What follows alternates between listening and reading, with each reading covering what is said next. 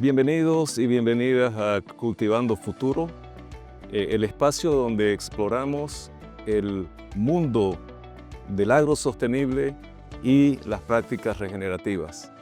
Soy Hermes Justiniano, su anfitrión, y aquí tenemos a dos personas que nos van a acompañar en este episodio, donde hablaremos sobre la sostenibilidad económica del proyecto PRIAS, combinando la rentabilidad con la sostenibilidad. En primer lugar, quiero presentarles a Fernando Romero, el presidente de la Asociación Nacional de Productores de Oleaginosas y Trigo, ANAPO, que cuenta con vasta experiencia en el sistema agropecuario de nuestra región. Bienvenido, Fernando.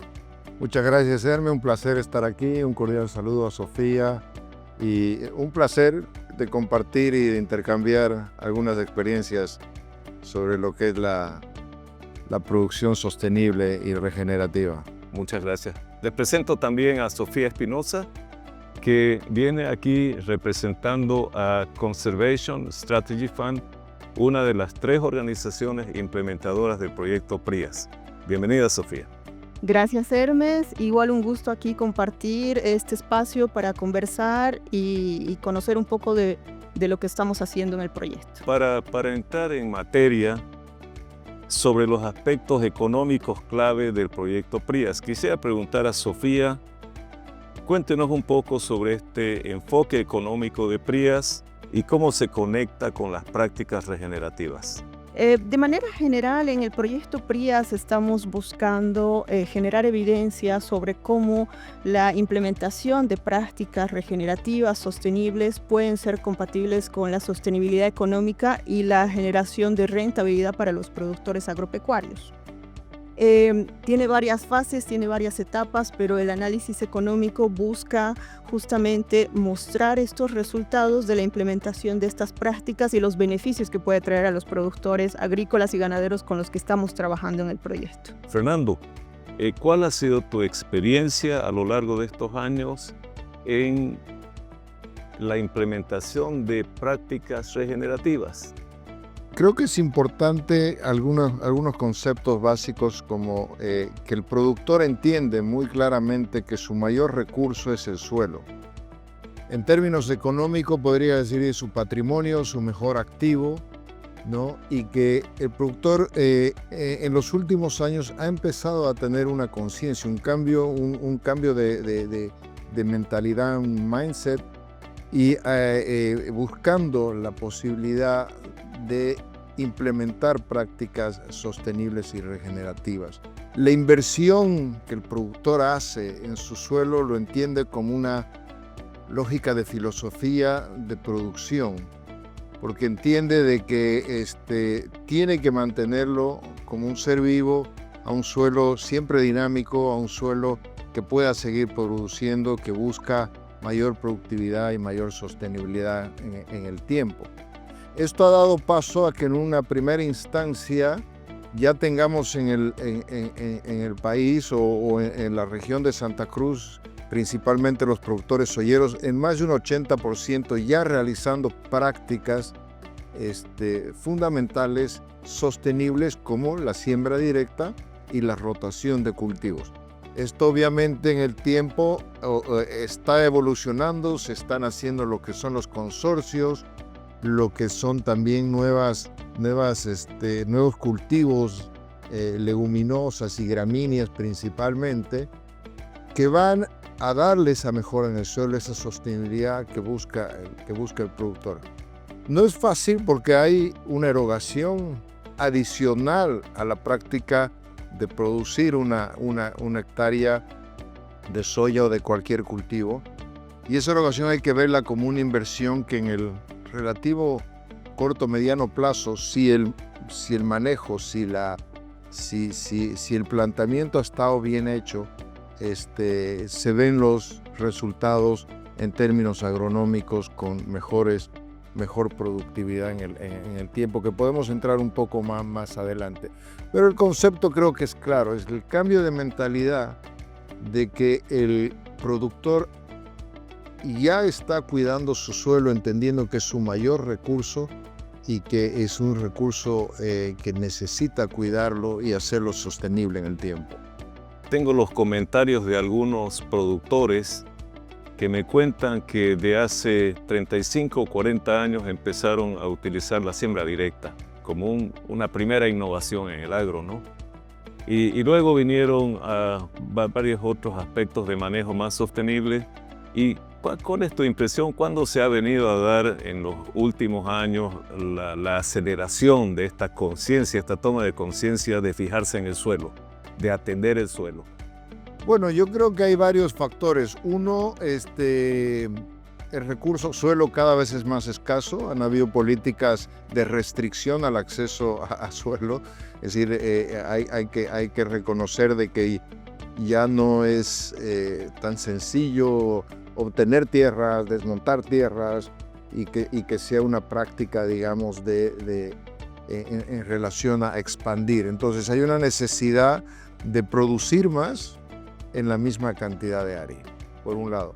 Después hemos tenido, son una buena cantidad de años, empiezan con algunos grupos que en ese momento se llamaban grupos productores de avanzada y grupos que se unían desde el punto de vista técnico para intercambiar ideas, y luego eso se plasma en la formación de CREA Bolivia, ¿no? Lo que conocemos ahora como CREA Bolivia, que tienes muchísimos grupos agrícolas y ganaderos que intercambian esa filosofía y ese manejo que tiene cada uno, y es una metodología en el fondo de intercambiar experiencias y siempre buscando mejorar, ¿no? Es así importante, creo, la presencia de los grupos CREA, ¿no? Para empezar a generar cierto nivel de conciencia y cómo los resultados que algunos productores estaban haciendo se veían plasmados en mejor productividad. Hay que decir también que la migración de muchos productores de origen argentino, brasilero, donde ya estas prácticas nacen o ya se estaban implementando en muchos casos, ha sido fundamental para el aporte, digamos, a ese cambio de mentalidad necesario, ¿no? Para poder implementar estas prácticas, esta filosofía de producción. Y obviamente a esto hay que asumir que la tecnología se va actualizando cada vez más. Empezaron a llegar las sembradoras de siembra directa, empezó a llegar, digamos, todo este concepto que permitía empezar a implementar el primer paso, que es hacia la búsqueda de generar rastrojo a través de la rotación de cultivos y de hacer siembra directa en los cultivos que se puede hacer como práctica conservacionista. Gracias. Sofía, hablando de los análisis económicos financieros que ustedes vienen haciendo, ¿cómo se estructura el análisis económico financiero del proyecto? Considerando algunos de los puntos que ha tocado Fernando, que creo que son claves en el análisis que estamos llevando a cabo, realmente creo que esto de la salud del suelo y el activo principal de los productores es el foco principal también del análisis que estamos haciendo, y mucho se concentra en ese activo, en ese recurso, para mostrar los resultados en términos de mejoras en rendimientos productivos y sostenibilidad, rentabilidad para los productores. Entonces, lo que estamos haciendo en el proyecto desde el análisis económico financiero es básicamente levantar información con relación a los productores con los que estamos trabajando, evaluar las prácticas regenerativas que se están introduciendo y de qué manera estas pueden generar beneficios económicos para los productores. Tenemos varias etapas en el análisis económico financiero del proyecto. Hemos empezado desde el diseño de cuestionarios para el levantamiento de información. Estos cuestionarios diseñados con base a lo que estamos buscando demostrar. Estamos evaluando la implementación, los costos de implementación de los cultivos regenerativos o los cultivos de cobertura que nos estaba comentando Fernando, que es una de las prácticas regenerativas, creo, más fuertes también del proyecto, que se está promoviendo e implementando. En este primer año, que ha sido entre el 2023 y 2024, luego de diseñar los formularios de recolección de información, hemos levantado la información con los productores, con el proyecto, para estimar cuánto ha costado introducir estas prácticas regenerativas a los productores que son parte del proyecto. Eso ha sido como parte del primer año. En un segundo año, que ya viene a ser y está relacionado a la campaña de verano 24-25, vamos a poder generar información sobre los rendimientos productivos que nos comentaba Fernando, que es, creo, parte del foco principal, donde vamos a poder demostrar cuán beneficiosos pueden ser la introducción de las prácticas regenerativas. Vamos a tener datos de rendimientos productivos. Nuevamente vamos a recolectar información sobre costos de producción, en este caso relacionados al cultivo comercial, que es la soya, en el caso de los productores agrícolas. Vamos a levantar información sobre rendimientos productivos, y en el proyecto tenemos parcelas experimentales donde hemos implementado las prácticas regenerativas, como estas de los cultivos de servicios o de cobertura, y tenemos parcelas testigo. Esas parcelas testigo han sido manejadas de la manera convencional, cosa que al momento de tener toda la información que hemos relevado estos 2 años y luego de los resultados de esta campaña agrícola de verano 24-25, vamos a poder comparar los rendimientos productivos de aquellas parcelas testigo donde se ha producido de manera convencional, comparados con las parcelas experimentales donde se han introducido prácticas regenerativas.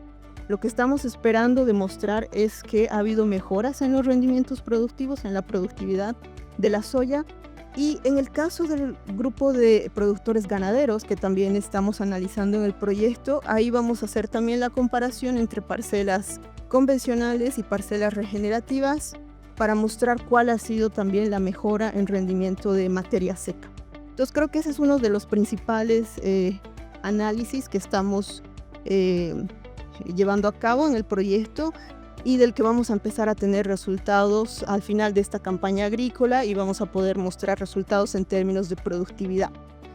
Otro de los análisis que vamos a hacer desde el enfoque económico está asociado a mejoras en la calidad de suelo, nutrientes de suelo, que va de la mano con otros análisis que se están haciendo en el proyecto relacionados a los análisis de laboratorio.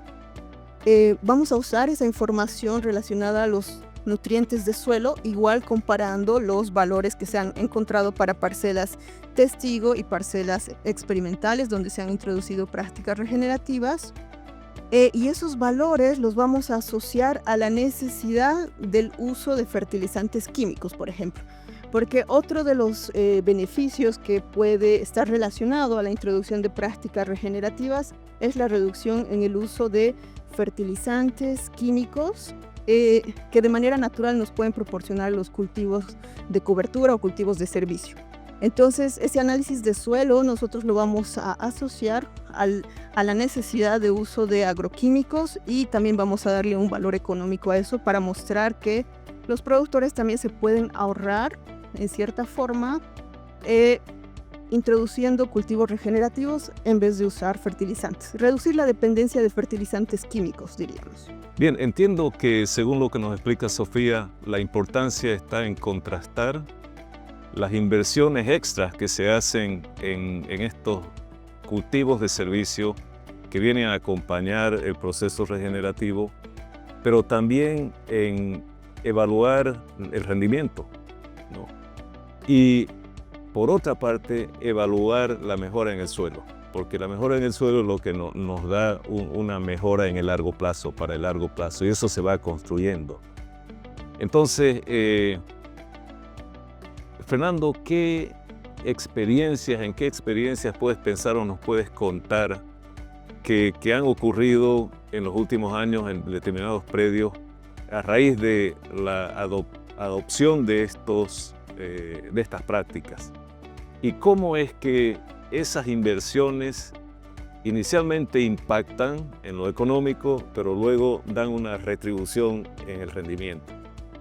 Bien, gracias, Hermes. Y quería complementar un poquito lo que decía Sofía en la importancia primero de el relevamiento de datos es fundamental. Creo que es parte también de las prácticas que vienen con esta filosofía de producción regenerativa, porque es importante medir. Cada campaña es diferente, no siempre llueve igual,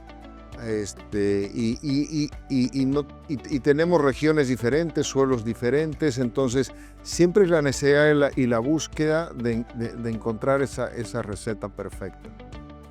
La experiencia que hemos tenido tanto en ANAPO como asociación, que invierte bastante, tiene un programa de investigación y que de alguna manera ha ido sacando algunos números muy incipientes, y también de los grupos CREA, que ya están implementando algunos grupos hace muchos años esto. Como decía, la base es la siembra directa, la rotación de cultivos, y vemos muchísimos productores que a esto están implementando o profundizando esta rotación de cultivos. Hablábamos en un principio del consorcio, empezó con la rotación de las gramíneas como maíz o sorgo, y luego entró con mayor gramíneas con el consorcio de pasto con maíz, que no es fácil manejarlo, y ahora se profundiza aún más con la implementación de leguminosas o de cultivos de servicio. Inclusive ya han llegado algunos a una integración agrícola ganadera, donde la presencia del ganado ya en todos estos lugares que son parte de la rotación es fundamental, digamos, porque le genera también al suelo una posibilidad de cada vez ir mejorando. Si vemos todo esto, se puede ir poniendo números detrás, porque antes uno lo veía como un simple costo de no tener, no tener una rentabilidad o un ingreso, un retorno, porque el manejo no era el apropiado, no se tenía buenos rendimientos, digamos, en un maíz o en un sorgo consorciado. El pasto lo veían tal vez como un simple gasto y no necesariamente una inversión. La inversión inicial, para dar algunos números así muy a grosso modo, hablábamos de entre 120 y 150 dólares la hectárea para transformar, digamos, una práctica regenerativa, introduciendo cultivos más allá de los tradicionales consorciados, ¿no? O que de alguna manera estén generando el objetivo. Ahora, aquí hay que poner un tema fundamental, porque siempre hemos estado acostumbrados a hablar el costo por hectárea, ¿ya? Y no el costo por tonelada producida. Y es ahí donde vemos un concepto donde el costo por hectárea se puede haber subido, ¿ya? Inicialmente, porque luego ya creo que entra dentro de una práctica, de un presupuesto permanente, ¿ya? Pero tenemos mejor rendimiento. Pero en la misma hectárea que te valía, no sé, 600 dólares, un costo directo completo, con labores y transporte, que se haya subido un poco o esa inversión inicial, pero tus rendimientos a la larga empiezan a subir. Entonces, hay que entender que no solo hay que hablar de costo por hectárea, sino costo por tonelada producida. Y es ahí donde vemos los resultados. Teníamos algo especialmente un año tan complejo como fue el año pasado, donde los resultados se ven todavía más grandes o mejores cuando son años complejos de sequía o falta de lluvia y de humedad. El año pasado hemos tenido experiencias en los centros de experimentación de ANAPO de entre 30 y 100% de diferencia en rendimientos. Estamos hablando de que no solo, igual fue un mal rendimiento el año pasado, donde en el centro de investigación, ya con la rotación implementada, donde se venían con consorcio de cultivos de servicio, digamos un promedio de 1.3 toneladas, que igual ha sido muy malo, pero los testigos llegaban a 500 kilos por hectárea. Te estás hablando de más de un 100% en algunos casos. Después se utiliza siempre la información vecina de los vecinos que, digamos, no están implementando a cabalidad o no han profundizado en el sistema. Entonces, ese creo que es el principal cambio que el productor empieza a notar, que su rendimiento, por muy mal año que sea, se mantiene o llega a estar por encima de los promedios. Luego, como decía un poco Sofía, estamos todavía en la fase incipiente de conseguir data, pero ¿qué tienes tú y que tú podrías empezar a medir? Mejor infiltración, menor presión de malezas, lo cual a lo mejor termina en el ahorro de 1 o 2 aplicaciones, y a eso hay que empezar a ponerles numerito.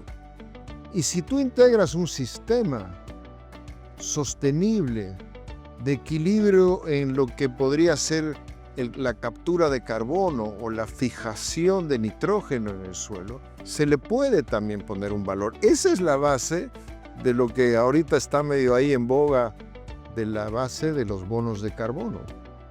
No solo es los bonos de carbono una línea de conservar los bosques y preservar, digamos, ¿no?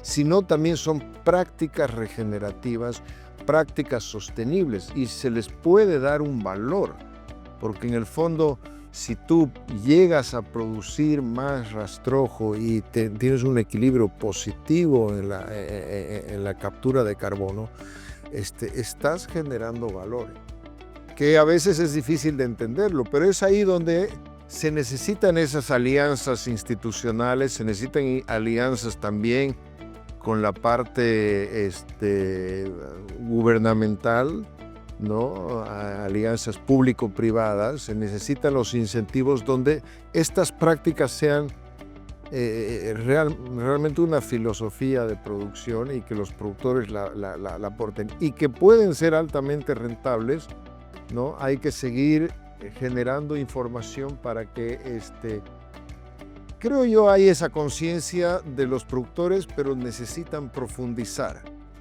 ¿no? ¿En qué medida un 30% del área, la rotación, 25, 20? ¿Cuántos años me llevaría que todo un predio entre en esa rotación?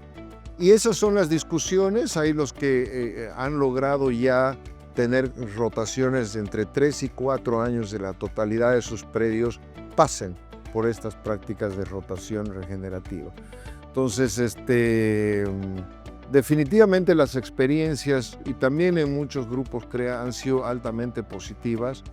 Principalmente cuando los años son malos, ves la diferencia entre los que han estado haciendo este tipo de prácticas y los que no han estado haciendo o no profundizando este tipo de prácticas.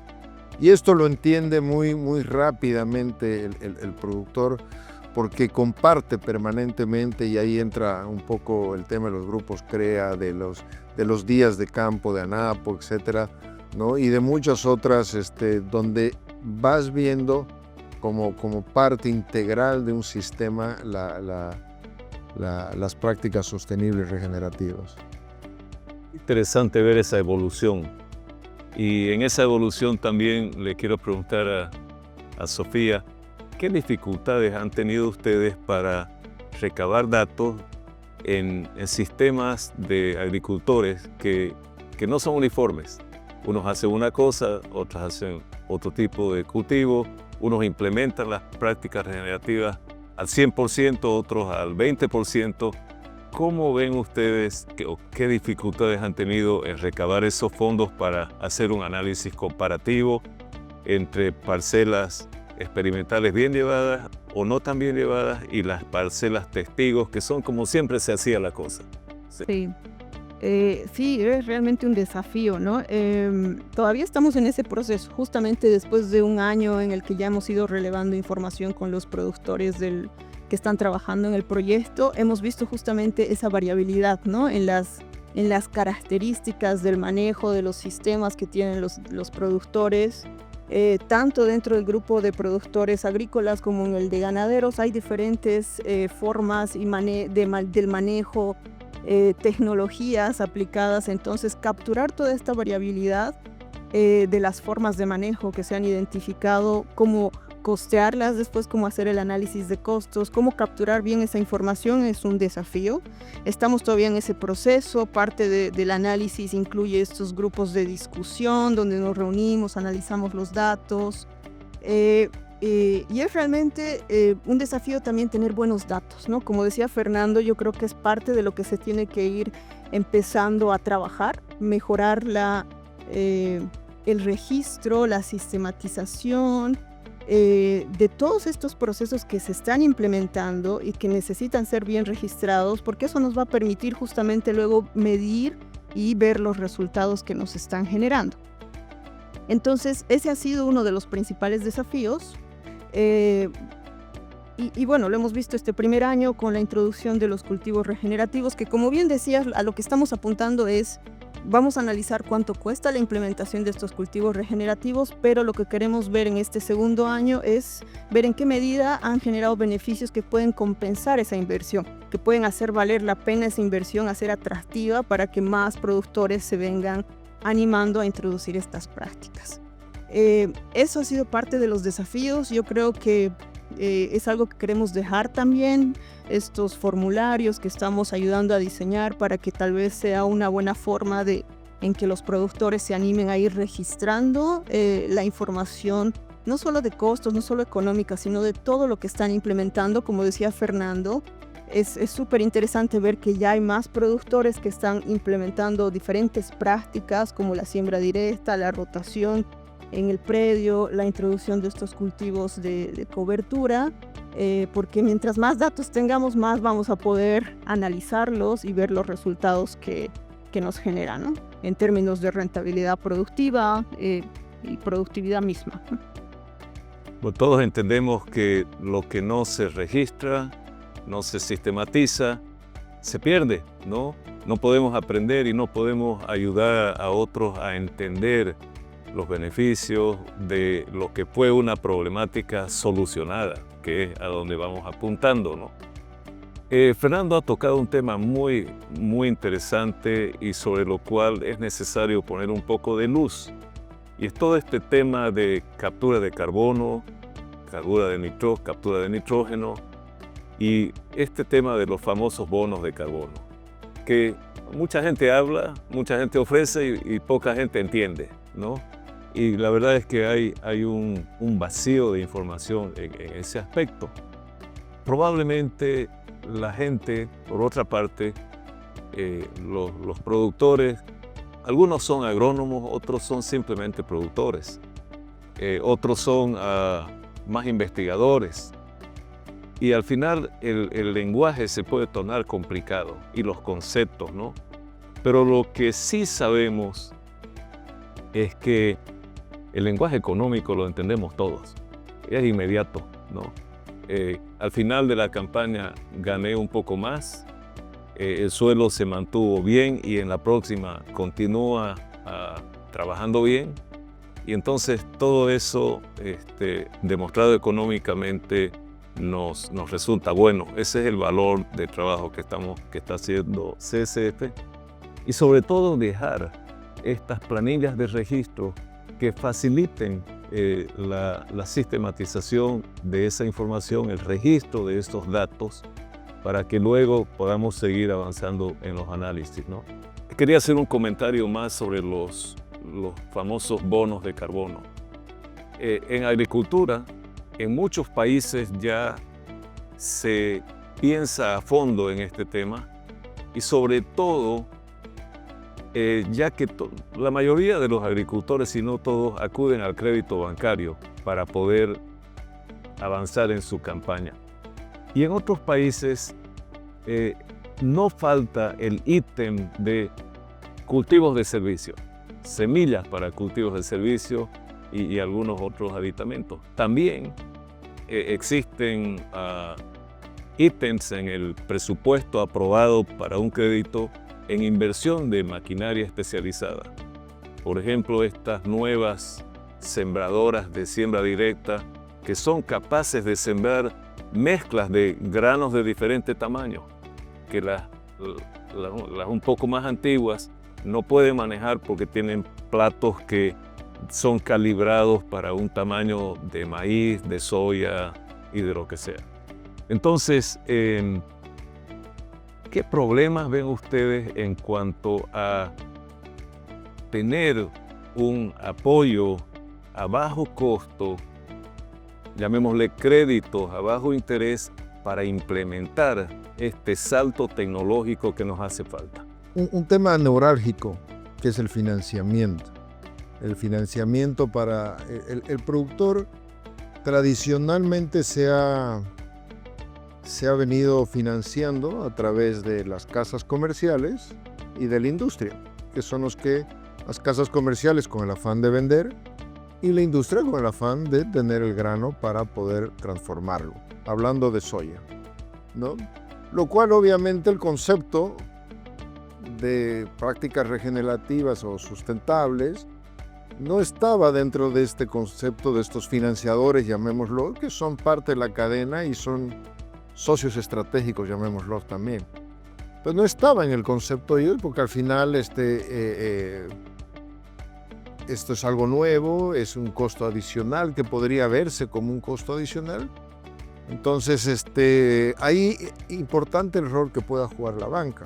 Y Bolivia, en el caso puntual, donde hemos tenido una muy mala campaña y tenemos un problema de una brecha cambiaria que está distorsionando el tema del crédito y del financiamiento, ya hay sectores como las casas comerciales que no están financiando o están financiando con condiciones muy complejas para el productor. A lo mejor dada la situación y esto se equilibrará un poco en el futuro. Pero ahí entra lo que ya a nivel mundial se está viendo, es el financiamiento verde, digamos, ¿no? Que es justamente donde ya se evalúa más allá del proyecto, está, creo yo, el sistema y la práctica que genera ese productor dentro de su proyecto, ¿no? Si está utilizando, si está haciendo búsqueda de equilibrio de carbono, si está haciendo rotación, con qué está haciendo rotación. Acá en Bolivia todavía estamos con una limitante.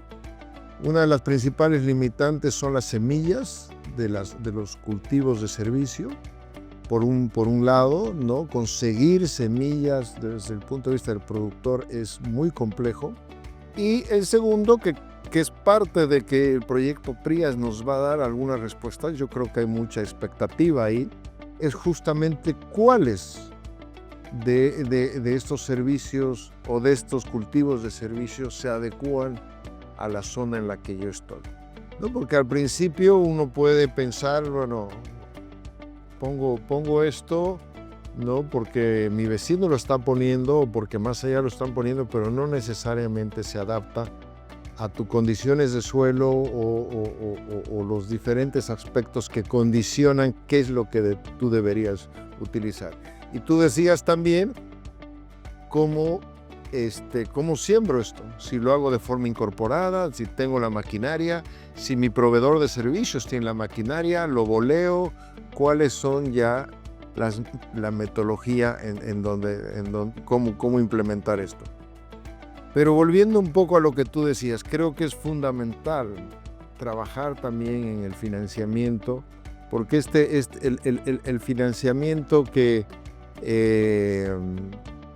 debería ser parte del fomento y debería ser parte de ese apoyo, de ese empuje que le dé al productor la posibilidad de financiarse a largo plazo, o ya sea en la implementación de maquinarias, o ya sea en que su proyecto agrícola ganadero tenga más tiempo para desarrollar y generar, digamos, una estabilidad en rendimientos, ¿no? Nosotros veíamos y hacemos comparativos en una cosa muy simple como maquinaria. Decíamos, ¿cuál es el tamaño de predio mínimo para que un productor tenga maquinaria? Y evidentemente dentro de nuestra estructura productiva, donde tienes un 70-80% pequeños productores, el tamaño de la propiedad determina mucho si tienen o no el acceso al nivel de maquinaria que se necesita para incorporar los sistemas sostenibles regenerativos.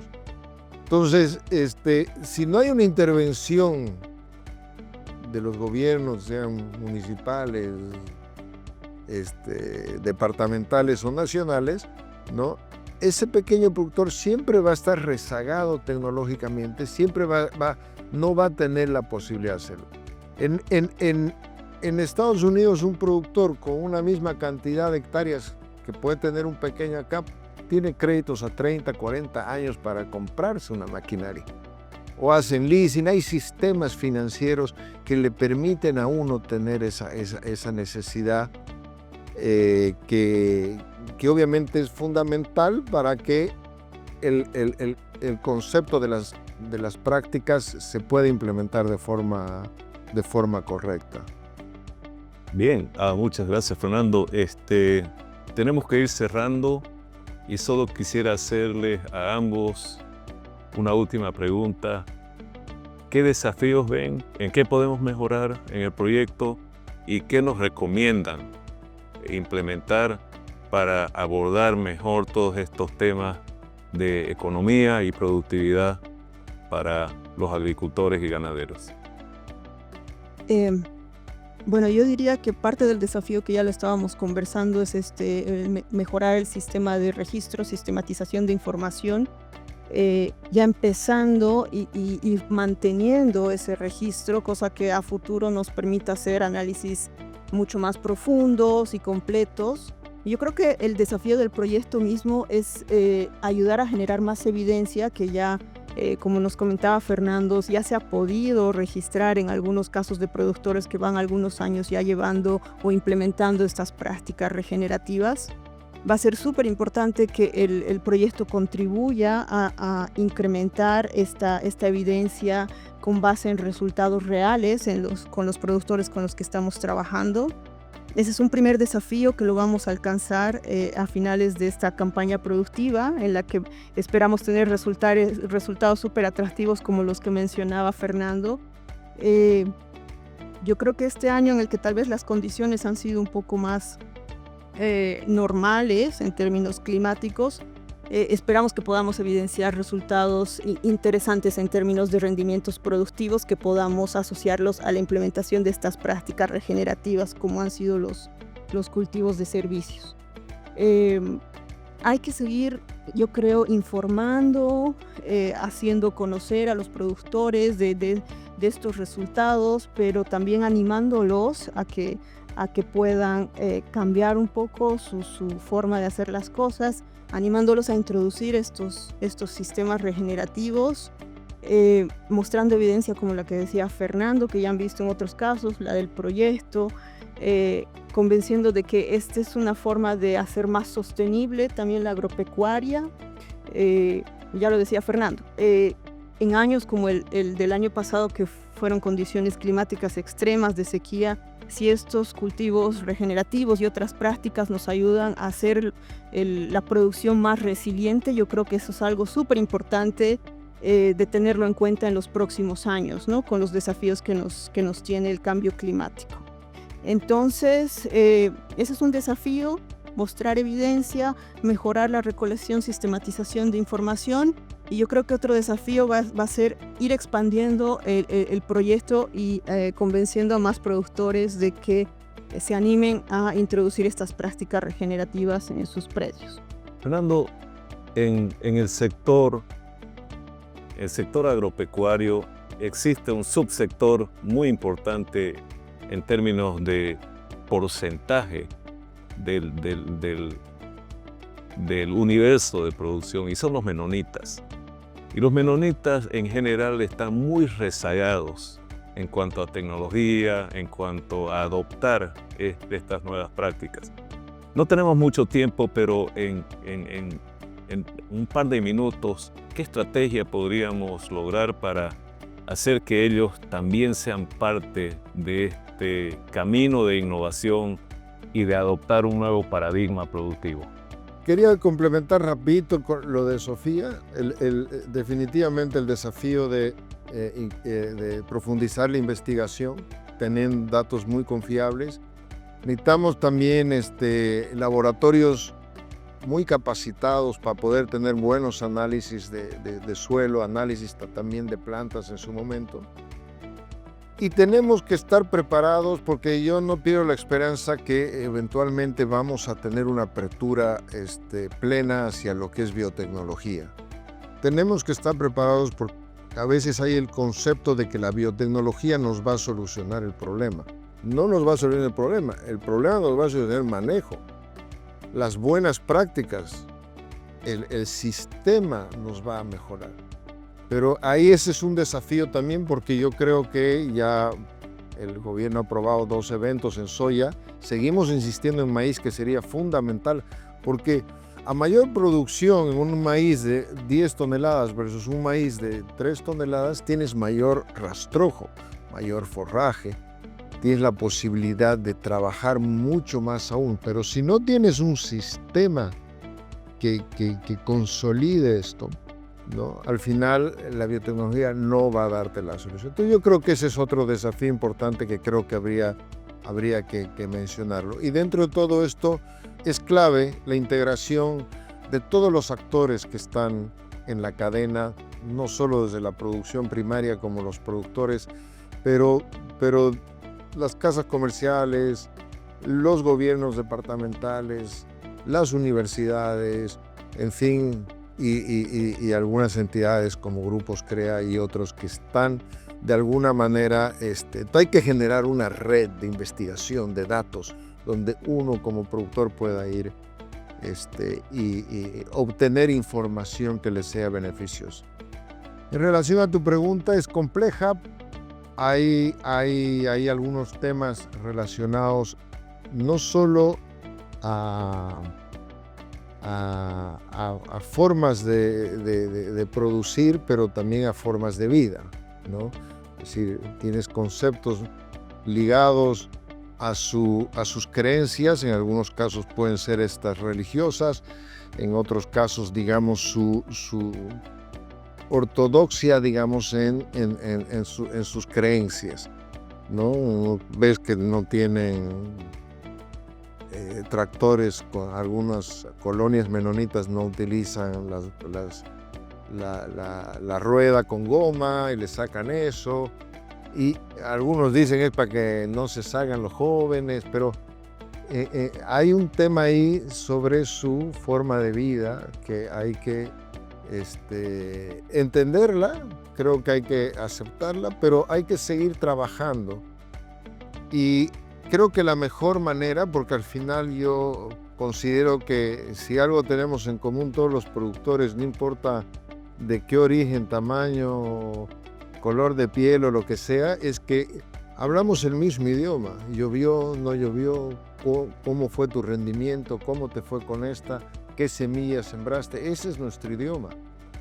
Y ellos son parte de esto, y yo creo que también de alguna manera intercambian y asimilan cualquier información que vean positiva. Entonces creo que hay que fomentar mucho las ferias productivas, ¿no? Hay que fomentar la posibilidad de incluirlos en cualquiera de estas ferias. A las ferias hemos visto siempre mucha presencia en la Feria Vidas, en la Feria Expo Soya, en las ferias del Día Nacional del Trigo o el Día Nacional del Girasol. Hay mucha presencia de menonitas. Y es ahí, mostrándoles, ¿no?, los beneficios de prácticas regenerativas, que es donde ellos van a empezar a asimilar esto. Yo creo que por ahí tienen algunas barreras, como te digo, de tipo de creencias, no viene al caso ideológicas, en realidad es un tema más de creencias, de dar ese paso al cambio.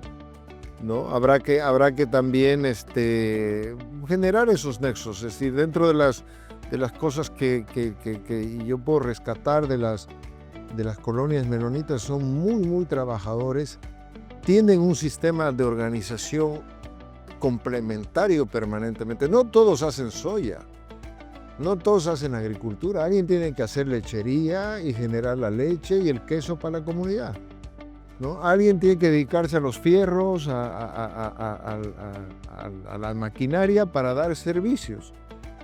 Y de alguna manera generan, ¿no?, una complementariedad dentro de sus comunidades y de sus colonias. Y esto es fundamental porque creo que quienes hacen la parte productiva, digamos, dentro de las colonias, tienen que contagiarse, porque esto va más allá de creencias o lo que sea, de la lógica de esto es lo que tienes como tierra, tienes que cuidarla, tienes que mejorarla, y esto es lo que vas a tener.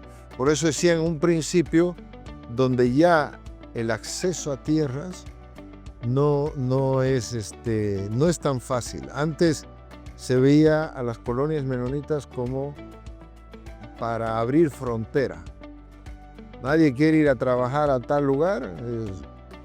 No hablemos solamente de Bolivia, podemos, en el mismo caso en Paraguay, y ellos sí están dispuestos a hacerlo, sufrirla y abrir frontera.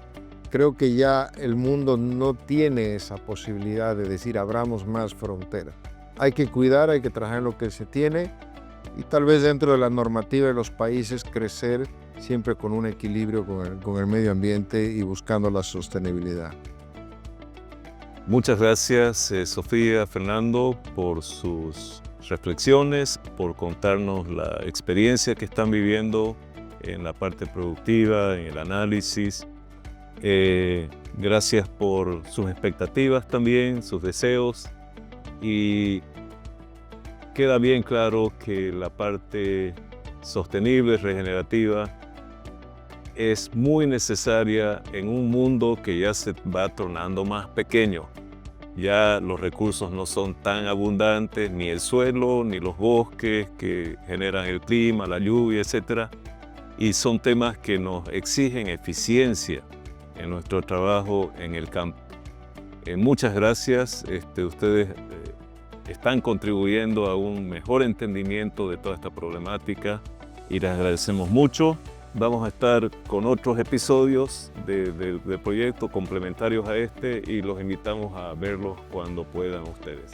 Gracias a ti, Hermes. Felicitar al proyecto PRIA. Creo que ese es un proyecto que hay que verlo de largo alcance, es decir, creo que se va a consolidar dentro y va a ser fundamental la investigación y los datos que nos puede arrojar. Lo vemos con muchísimas expectativas desde los productores y esperemos que continúe en el tiempo. Gracias, Hermes. Igual súper interesante compartir este espacio, conocer también, ¿no?, la percepción de los productores desde la experiencia de Fernando. Súper interesantes los datos que ha lanzado. Esperamos que nosotros igual podamos contribuir en esa generación de información y bueno, gracias por el espacio y aquí estamos.